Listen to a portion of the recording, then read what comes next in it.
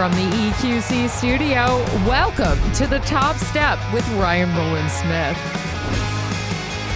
How we going, mates? It's Rowland-Smith. We are here inside the EQC studio for another episode of The Top Step. Now, if you missed episode number 1, that's okay. You can go back and watch it over at YouTube. You can even watch the extended version of Felix Hernandez. I got a chance to sit with him on top of the dugout during the Mariners warm-up event, getting ready for opening day. It was a blast. Good to see Felix back. Also had Brandon Morrow and Eric O'Flaherty. So let's talk about today's episode. We have got a big one for you. Logan Gilbert, my favorite piece of this rotation. He's joining me, telling some stories, talking about some of the things I'm about to get right into. And with that, let's get to the top trends. All right, so the big trend for me today, the thing I want to talk about and something I want to ask Logan Gilbert about is how important is it to get off to a good start? People have asked me this a bunch. They've also asked me how much stock can you put in to numbers in spring training, how guys look in spring training. What does that mean? Does it matter if you're crushing the ball or you're getting lit up on the mound? It does matter. It does matter for certain guys. For me, it mattered big time, man. When I was in spring training, I wanted to absolutely dominate by the time I got out of there. I didn't want to go into my first start of the year having any kind of feeling of something's not quite right. And there were times like that where I'd you get into the month of April, all of a sudden the schedule, your routine completely changes. You go from getting up at 6, 7 a.m., doing the PFPs, doing all the, you're getting your quote-unquote work in, and then you pitch at a 1 o'clock game at Peoria, and the results don't matter. You're not silly. To all of a sudden, you go, man, and like they say, the lights come on and everything seems to change. And you see that too. You're going to see this bumps and bruises, guys who absolutely dominated in spring training or killed it, raking, going through some ups and downs in regards to performance. And it's super important for this team, especially this roster, this 2024 Mariners team to get off to a good start. And for a couple different reasons. Number one, the rest of the division has dealt some bumps and bruises of their own. For example, the Texas Rangers, no DeGrom, no Max Scherzer. They're still trying to figure out their pitching stuff. So you want to capitalize. You want to bank all those wins in April, May before you start getting some of your big dogs back, especially too as you head into that period of time where a team's looking around and going, man, where are we looking? Where are we headed for this trade deadline? Are we going to go out and get a big piece or whatever it may be? Or when they start making decisions, you start to see a lot of decisions made in the month of May with certain guys if they've gotten off to a good start or not. The Houston Astros, Justin Verlander, he's down for a little bit too.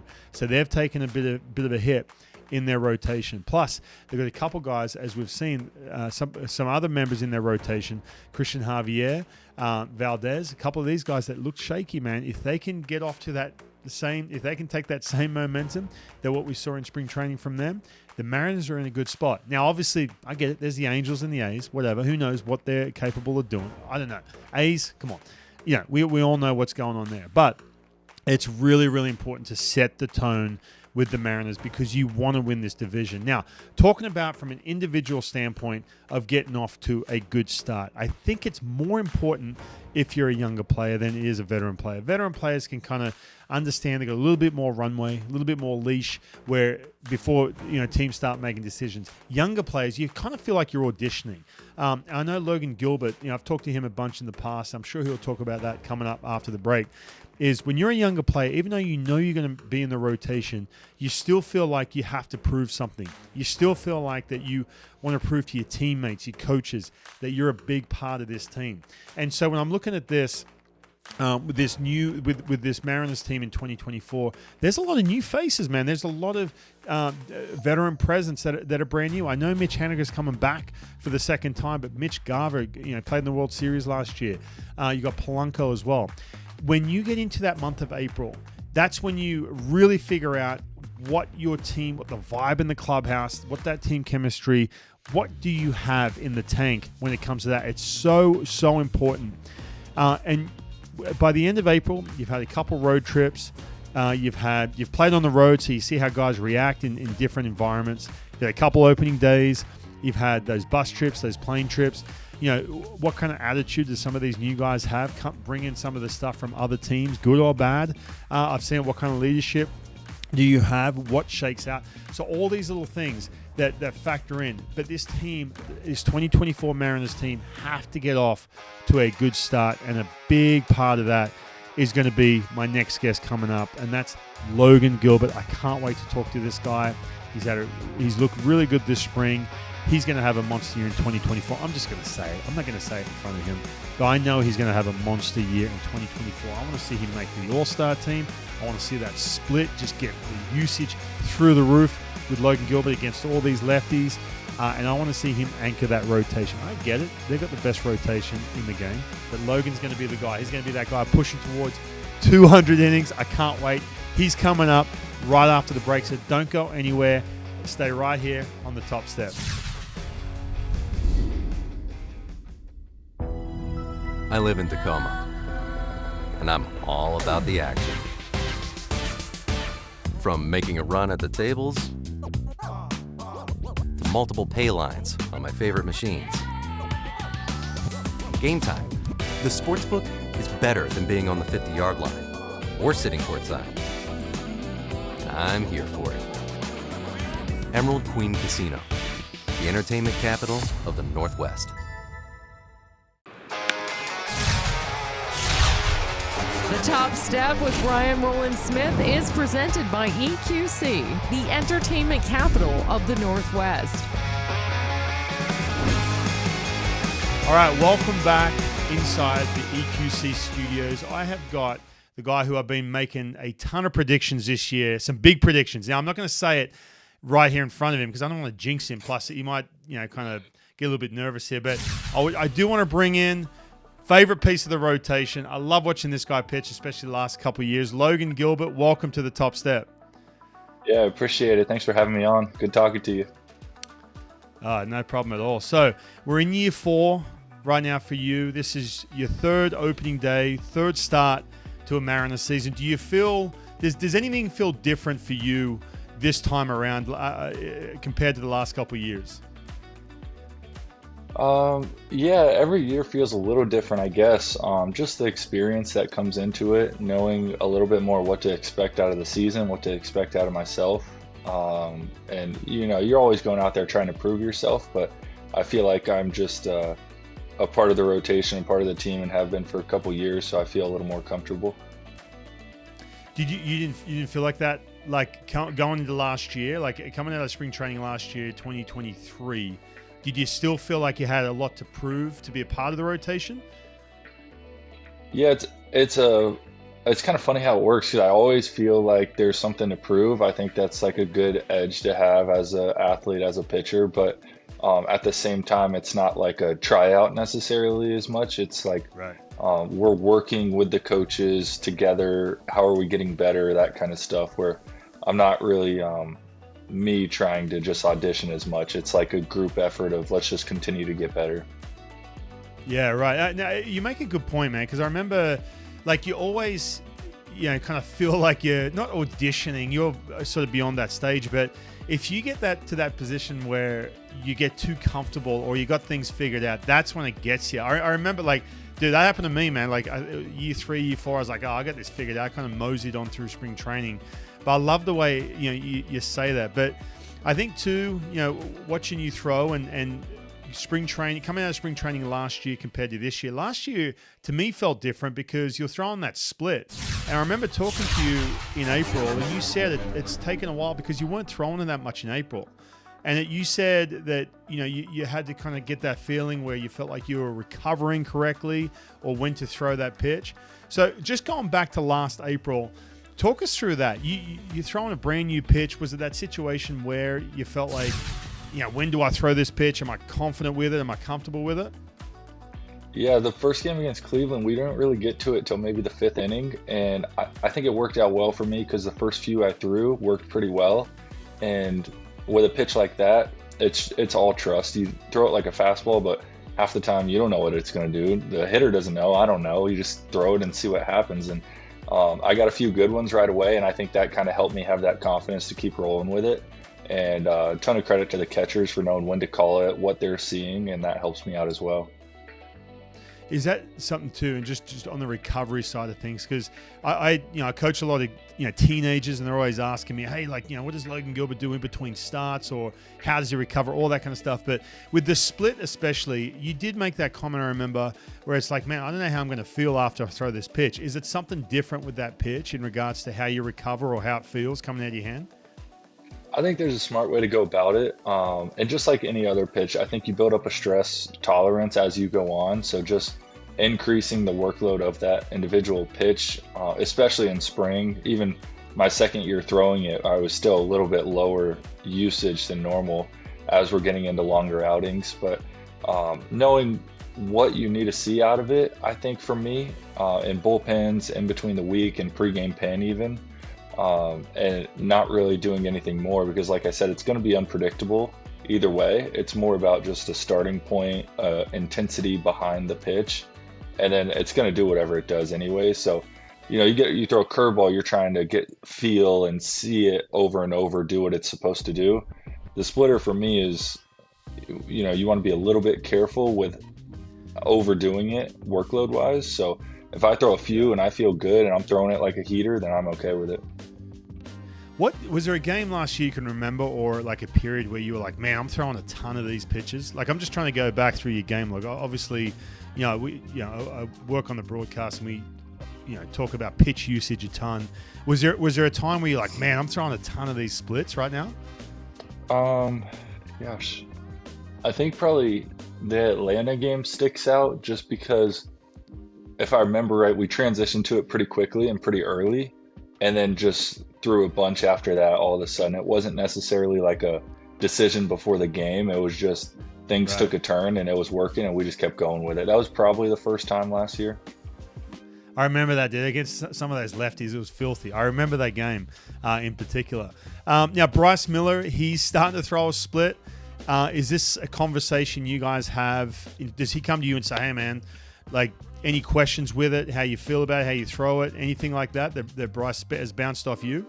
We talked a little at the end of last season when it was starting to get into his brain that he might want to do this, just the thought process. We texted a little in the off season. He came back and, he really doesn't need any help, because I think he figured it out very quickly. It's very natural for him.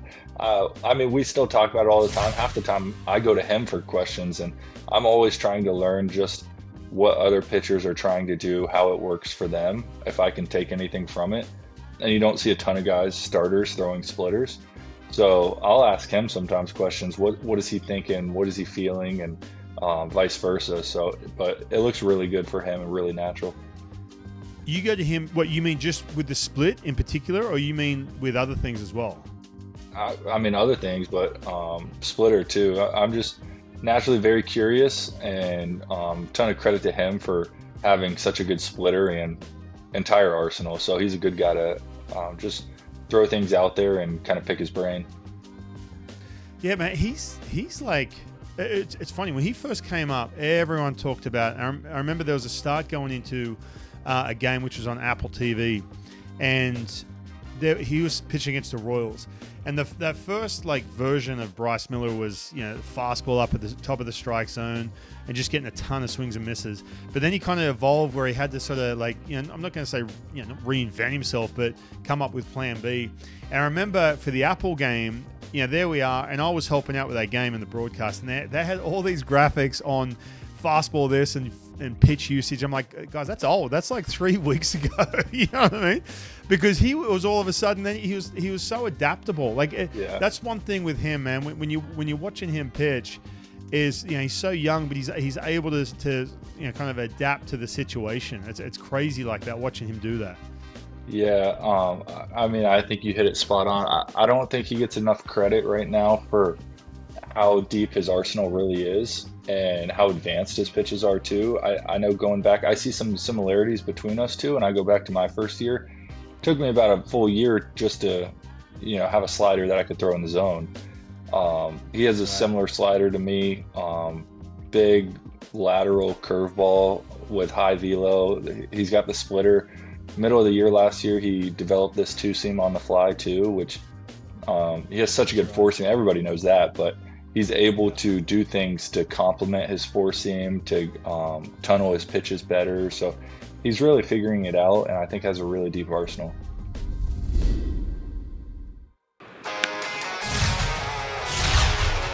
The Top Step with Rowland-Smith is presented by EQC, the entertainment capital of the Northwest.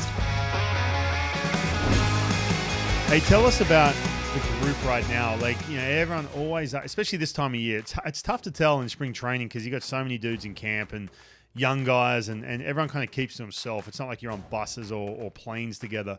But what kind of group, if you can talk about having Mitch Haniger come back and some of the new guys, but what kind of group do we have from a clubhouse perspective, like inside that locker room? I think I've seen this this spring, the experience, and I think just kind of like this certain demeanor that we have about us, especially mentioning Haniger, who's been around a while and probably has the most experience with the Mariners, bringing in Garver, who has the World Series experience and knowing what to expect. And I remember him touching on that and the attitude in the postseason a little bit that stuck out. But Polanco, I mean, a lot of these guys, they just have a certain way about them that it's like we're expecting to win a little bit more. And not really like, let's see what kind of team we have. I think we see around spring training that we do have the pieces to win. Do you still wake up? Do you still get super nervous going into the game that day, during the day, like when you're waiting all day? Because I struggle with that, man. Having to wait till 7 o'clock to pitch, it'd kill me. I couldn't eat. I'd get super nervous. Is that you during the day?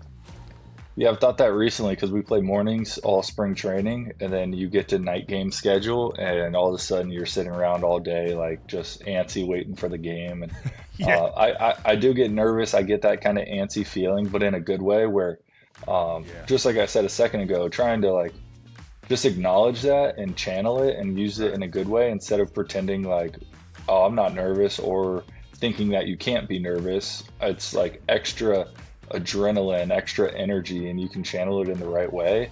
Yeah, I think it means that you care. It means that something's on the line here and it's going to bring the best out of yourself.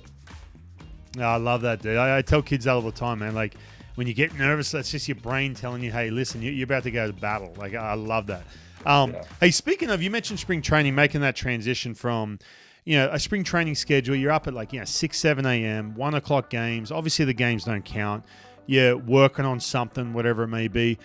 How tough is it? Because no matter what, everyone talks about, so-and-so just raked in spring training, then the season started, and man, they couldn't hit, or vice versa. It's like, saw that a little bit with Luis Castillo last year. We saw that with you a couple years ago too, when you were dominating in the month of April, coming out of spring training.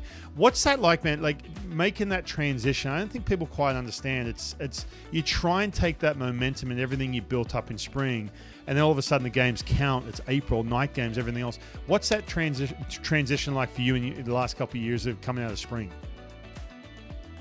So probably the biggest thing for me, I mean, seeing how many hits you get, how many strikeouts you get, of course that's great and that's a good indicator, but probably this year, last year, maybe the year before, it was more about what are the things I do that make me successful, that I stick to over the course of 160 games, that this simplified as much as possible, the things that I can only allow myself to care about these things because this translates to success, and there's a bunch of other noise and distractions.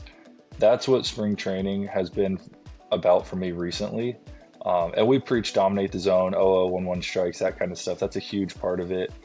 Just body awareness, like getting down the mound, feeling the ball out front in front of me, not falling off the mound, like little things that I think are more important to me to know that, okay, I'm on. This is the stuff that makes me good. That's what I really try to focus on going into April. I live in Tacoma, and I'm all about the action. From making a run at the tables to multiple pay lines on my favorite machines. Game time. The sportsbook is better than being on the 50-yard line or sitting courtside. And I'm here for it. Emerald Queen Casino, the entertainment capital of the Northwest.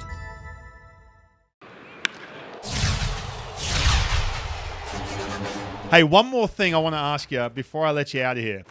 A social media post. You did the thanking the fans after the end of 2023, with the photo carousel on Instagram, and I'm noticing some of these little inside joke comments. One of them, I'm going to pull it up right now. There's a couple here. You got Bryce Miller. That's a sandwich if I've ever seen one. I'm going to ask you about that. Usually Bryce. It's usually always Bryce commenting on everybody. All right, but I'm going to ask you about this because I'm dying to know. Okay, so you've written this, like I said, year 3 in the books. Thank you to all the fans, right? And you're getting all the likes and comments. Mariner fans love you. Blah blah blah. And then I see this comment. What do you say we talk about the hip hinge? Explain that from Emerson Hancock. What do you got? What's he talking about? Oh boy, he's a funny guy. He's very similar to me in a lot of ways. I think in how he understands pitching and mechanics and all this stuff. So obviously he jokes with me because he sees the drills and the things that I do and all that stuff. But he also taps into that, especially in the off season and trying to really get his mechanics down. So he started, asking me about things that I do or things that we're both trying to accomplish that most pitchers do. One of them being a hip hinge. And just the weirdest, most inopportune times. It's usually like just out of nowhere leads off with a question like that, and it's like, why do you need to know about a hip hinge right now? Yeah, I like it. All right, and then Bryce Miller, that's a sandwich if I ever seen one. What's he referring to? He always calls me Sandwich. I still don't really get it, but that was some of the cheese nicknames for the starters, and he calls me Sandwich, and it's like the only one that actually stuck in his mind. Logan Gilbert, like I said, man, I've got some big predictions or some big hefty goals for 2024. Do you have any personal goals, anything you want to accomplish going into year 4? I'm always chasing probably some of the same things that you're talking about here, but for me, it's making every start's the biggest thing. Trying to get close to 200 innings. I don't really get too caught up in stat goals and stuff like that, but if I do those 2 things, a lot of other things are probably going to be all right. All right, special thanks to my guest this week, Logan Gilbert. He's going to have a monster year. You watch. If you do want to catch the entire interview, uncut, the whole thing, go to YouTube. Go check it out. The entire version's over at YouTube. You can subscribe over there so you don't miss any of the content or any of the upcoming shows. Everything we've got going on right here at the EQC studio. I'm Ryan Rowland-Smith. See you next week right here on the Top Step.